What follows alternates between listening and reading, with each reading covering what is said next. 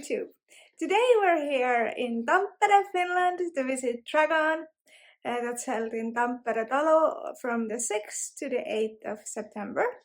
And this time I don't have a lecture, I'm not performing, I'm not hosting anything.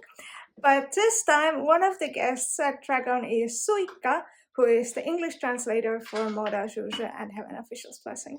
So I have one of my Grandmaster of the Money Cultivation volumes, and I'm hoping to maybe get an autograph, but there will be a panel about translating Danmei that is hosted by Suikka, and I'm very, very excited about it.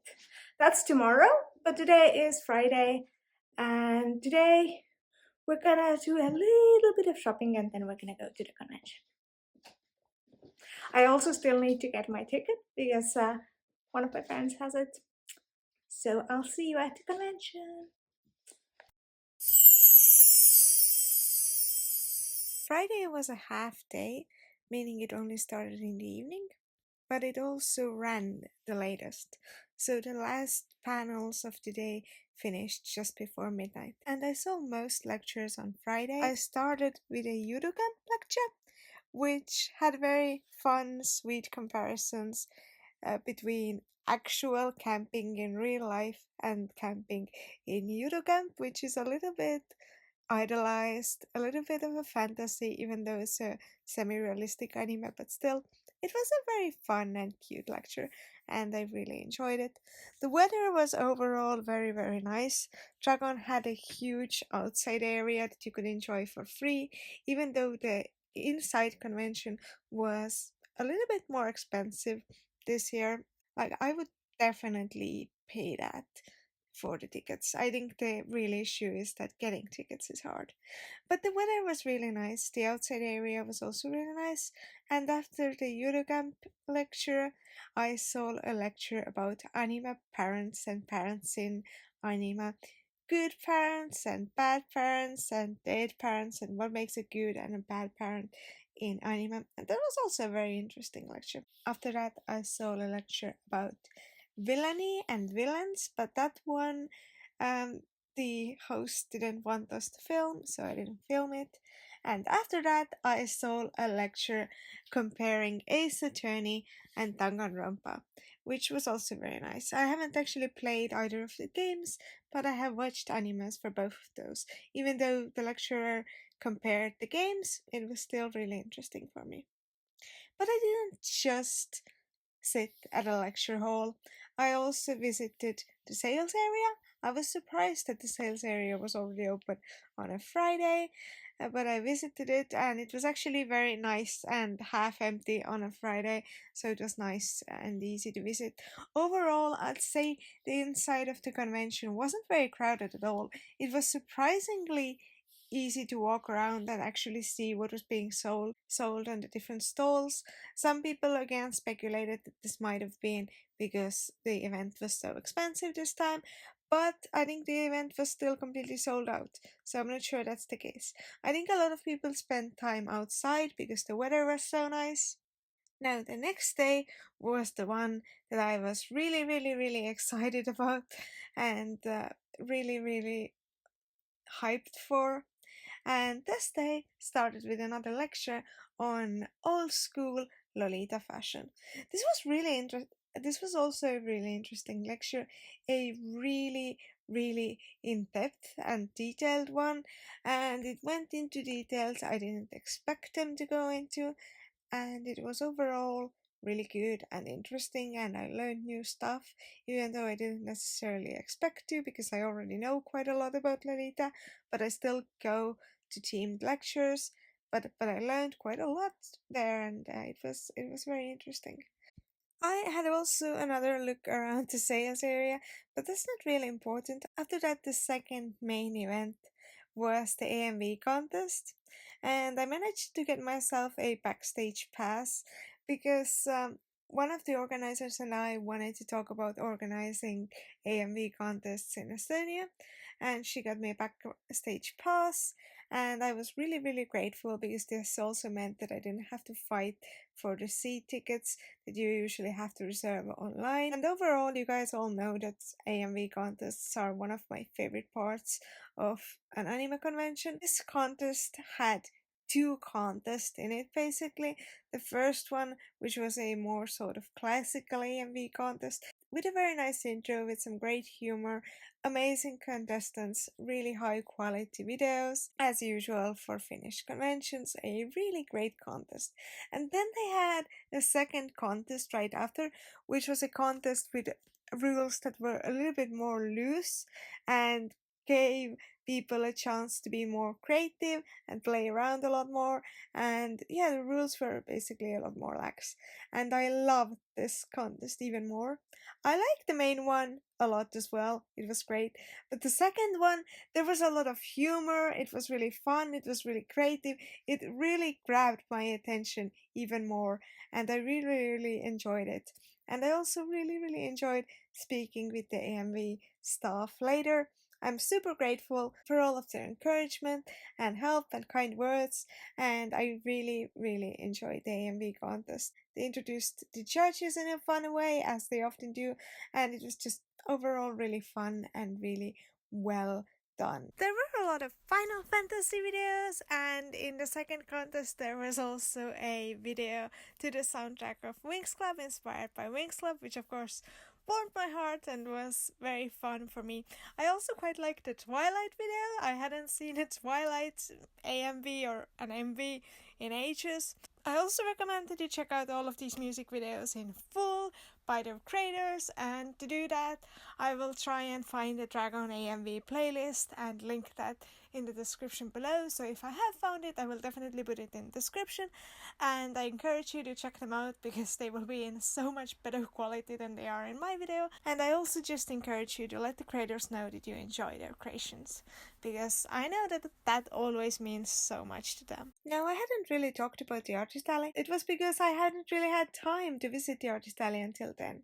And Suika, the translator for Grandmaster of the Money Cultivation and Heaven Official's Blessing, was also actually at the artist alley because she's also an artist, and you should check out her art.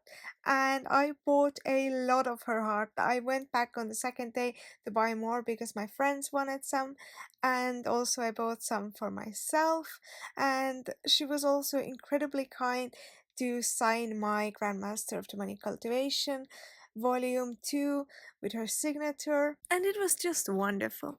After that, I had reserved tickets to Baldur's State cosplay date event, and I knew I was gonna leave a little bit early to get to the Translating Danmei panel Q&A, but I still wanted to go and see the beginning of it, and so I had reserved the tickets. For some reason, I had thought that the entire cosplay date would be just with Baldur's Gate characters, but no, the hosts were Gale and Shadowheart, but the characters were from all over the place. Astarion was there at one point as a guest as well, but generally the characters were from all kinds of different IPs. I really enjoyed it. It was nice. I think the quality of the cosplay date is often a bit fluctuating because some people are much better actors than other people, and some people get into the role much more easily, but I still overall thought it was fun, and I like seeing cosplay dates because we don't do those here in Estonia. After that, it was time for the Translating Danmei panel, Q&A, whatever you want to call it. I sat in the front row, so I didn't want to film it because I was literally sitting in like front of Suika, and I felt like it would have been awkward. Also, I wanted to just focus on it. I can't really put it into words how much I like that panel. You have to understand that I have worked both as a translator and editor, and this is the translator of my favorite book ever, basically one of my favorite books of all time. So this was the most interesting a panel and Q&A could ever be for me, and Suika was so nice, and the way she talked about things was so clear and so interesting and informative. And she also took our questions outside after the panel because it was only 45 minutes. Of course we wanted to know more, and we took pictures with all of the people who were in cosplay, and it was just wonderful. During the second day, we also had a Danmei meet, and I also didn't film there because I was so busy talking to everyone. But here's a picture of all of us together. It was wonderful. It was wonderful seeing people and talking to people. And I love Danmei meets. I love hosting them in Estonia, and I just love visiting them in Finland when I can. This pretty much marked the ending of day 2. I hung around with my friends a little bit, talked, and then it was time for the final day. I had planned the final day to pretty much just be for talking with people and hanging out and seeing everyone I hadn't seen yet, who I was planning to see, because I was only there until 2. I did go to one lecture about Japanese street fashion in anime. I was a little bit late to that. I also visited Suika's table again and bought a lot of stuff for my friends. And when I said that I do meetups for the Estonian community, she also gave me a lot of gifts to share with you guys in our next meetup. But these are a secret. I'm gonna show them just a little bit, but if you want them, you're gonna have to come to meetups in Estonia. I also bought this one Astarian sticker on the first day from one of the Estonian artists. I love her style and art in general. I also went back to the sales area to buy myself a moon-shaped talking to myself potion necklace. I already own several of her potion necklaces, but I just love these so much. I love talking to myself's accessories just in general. Every time I see their table, I'm like, oh no, I need more of this, even though I have already so many of these accessories. Not even just the potion bottles. I just already have so many of them, but I need more. They're just so amazing. I also visited the flea market. There was some amazing stuff there. There was some amazing Lolita stuff, some beautiful dresses, quite expensive but lovely. I saw one Winx Club puzzle, but I didn't end up buying anything. On the last day, I also found out that in addition to the artist alley inside and these little booths outside that I showed you here, they also had a whole separate artist alley in a tent outside, which I hadn't checked out before. So I went there as well and checked out the art there. It was very hot there, but the art was lovely. I should also mention that there was a Lord of the Rings concert. This was both related to Tracon and it wasn't, in a sense that you had to get tickets for it separately and they weren't free tickets. And they also sold these tickets in a bundle in case you wanted to see both. I didn't go to see the Lord of the Rings concert, but it seemed to be very, very high quality. Mostly on the final day, the highlights for me were meeting Suika again, who was so lovely, and just hanging out with my friends and seeing so many other so lovely people who I hadn't seen for a while. So some of them I hadn't talked in a decade and they still remembered me, and I'm so incredibly grateful. Tracon is a great event, regardless of whether you think the ticket is expensive. I think it's worth it. I still highly, highly, highly recommend it. I think it's a great event. If you have the chance to go, do so. I think it's definitely worth it. And on that note, I thank you for watching this video. I hope you have enjoyed it, and I make quite a lot of convention videos. Every convention I go to, I make a video, almost always, and I go to quite a lot because I love it. It's one of my favorite things to do. So if you enjoy that, please subscribe and leave a like to this video. And if you were at the event, please comment and let me know.